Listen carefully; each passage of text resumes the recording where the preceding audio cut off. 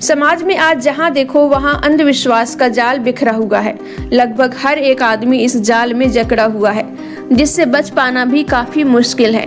लेकिन इस समस्या से बाहर आने के लिए और जागरूक बनने के लिए ये जरूरी है कि आपके पास कुछ ऐसी कहानियां हों जो आपको इनसे रूबरू कराएं। तो अब हमने कुछ ऐसी ही कहानियों से आपको जागरूक करने के लिए कहानी सेक्शन की शुरुआत की है, जिन्हें सुनकर आप अपना मनोरंजन भी कर सकते हैं, साथ ही जागरूक भी हो सकते हैं। तो अगर आपको भी ऐसी ही अंधविश्वास से जुड़ी कहानियां सुनने का शौक है तो बने रहिए हमारे साथ। एक बुढ़िया कुछ ऊंचा सुनती थी। उसके बेटे की शादी हुए 3-4 साल हो चुके थे और कोई बच्चा नहीं हो रहा था। परेशान बुढ़िया एक दिन गांव में एक तांत्रिक भगत के दरबार में गई। भगत के ऊपर देवता की सवारी थी। बुढ़िया बोली, महाराज, मेरे लड़के को शादी करे हुए 3-4 साल हो गए हैं, पर मेरी बहू को अभी तक कोई बच्चा नहीं हुआ। भगत बोला, जाओ गौमूत्र लेकर आओ। बुढ़िया ने ऊंचा सुनने के कारण गौमूत्र को बहुमूत्र समझ लिया और वो घर चली गई और अपनी पढ़ी लिखी बहू से बोली, अरे ओ बहुरिया, एक कटोरे में अपना मूत्र दे दो। बहू ने पूछा, सासू माँ, मूत्र किस लिए? बुढ़िया बोली, भगत के सिर पर देवता सवार हैं, उन्होंने मंगाया है। बहू ने पीछा छुड़ाने के लिए अपना मूत्र एक कटोरे में अपनी सास को दे दिया।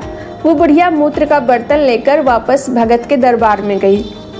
भगत के सिर पर सवार देवता बोला, बुढ़िया गौमूत्र लेकर आ गई? बुढ़िया बोली, हाँ महाराज। भगत बोला, ला इधर दे। इस पर बुढ़िया ने वो मूत्र का बर्तन भगत को दे दिया। भगत ने उस मूत्र पर कुछ मंत्र बड़बड़ाए और गौमूत्र समझकर अपने पहले खुद पिया और फिर वहाँ पर बैठे सभी भक्तों को भी थोड़ा थोड़ा पिला दिया और पहले अपने ऊपर फिर वहाँ पर बैठे सभी भक्तों के ऊपर भी छिड़क दिया और बाकी बचा हुआ मूत्र बुढ़िया को दे दिया और कहा, तू इस अमृत तुल्य पवित्र प्रसाद को पहले अपने पूरे परिवार के ऊपर छिड़क देना और बचा हुआ अपनी बहू को पिला देना। अब इसे मंत्रों द्वारा सिद्ध किया जा चुका है। जा, अब तेरी बहू को बच्चा हो जाएगा। बुढ़िया खुशी खुशी घर गई और सबसे पहले पूरे परिवार के ऊपर छिड़काव किया और फिर बहू से बोली, ले बचा हुआ प्रसाद पी ले। बहू ने देखा कि ये तो मेरा ही मूत्र है। बहू ने साफ इनकार कर दिया कि वो अपना मूत्र नहीं पिएगी। बुढ़िया बोली, वहाँ दरबार में देवता ने पिया, मैंने पिया, वहाँ पर आए हुए सभी भक्तों ने पिया, पर तू क्यों नहीं देवता का कहना मानती? बहू बोली, भले ही उस देवता की 7 पुरखों ने मूत्र पिया हो और तुम्हारे भी 7 पुरखे मूत्र पी लें, पर मैं तो अपना मूत्र कभी नहीं पीऊंगी। अब बुढ़िया और भी ज्यादा परेशान हो गई। बुढ़िया बचा हुआ मूत्र भगत के दरबार में ले गई। भगत ने पूछा, बुढ़िया अब क्या परेशानी है? बुढ़िया बोली, महाराज, बहू ने तो ये प्रसाद पीने से मना कर दिया।